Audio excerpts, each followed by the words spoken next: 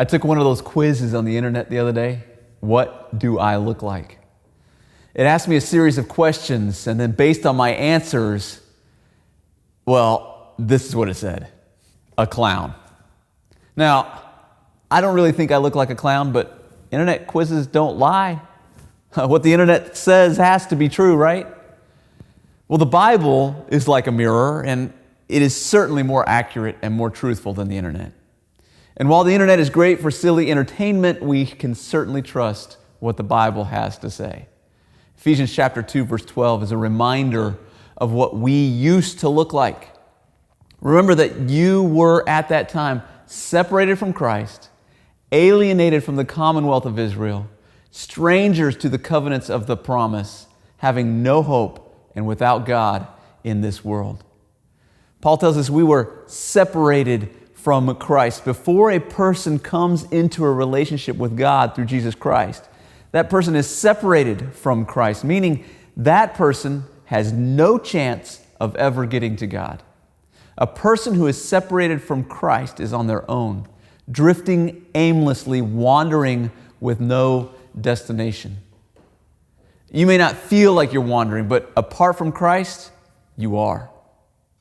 Then he says you were alienated from the nation of Israel. An alien is someone who does not belong. An alien is a non-citizen trying to exist in a country or land where they are not recognized as such. The Gentiles were outsiders and they were not welcome into the nation of Israel. A person who does not believe in or follow Jesus Christ is an alien in God's kingdom. They don't belong in the presence of God because they are separated from God. You were separated from Christ. You were an alien. And then Paul says you were strangers to the covenant of promise. God never makes covenant promises with non-believers. As long as you remain separated from God, you will remain a stranger to God's covenant promises. God's covenant promises refer to His promise through Abraham and Moses to make out of them a great nation, to bring salvation to the world through their lineage, ultimately through Jesus Christ.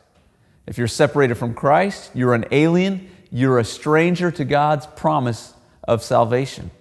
And finally, you were without hope. Philosophies in the ancient world, as they are today, were hopeless. Worldly philosophies are filled with a lot of great words that tickle the ears, they make us feel good, but ultimately they provide no real hope. People are longing for some kind of hope in this life. But apart from Christ, there is none to be had. The nation of Israel was God's chosen people. And it was through this nation that God wanted to reveal Himself to the world. But unfortunately, the Israelites strayed, longing to become like the nations that surrounded them. And instead of shining brightly, they became like the Gentiles. This should be a warning to us today. First, are you living your life separated from Christ as an alien without hope? If you are, you can change that right now.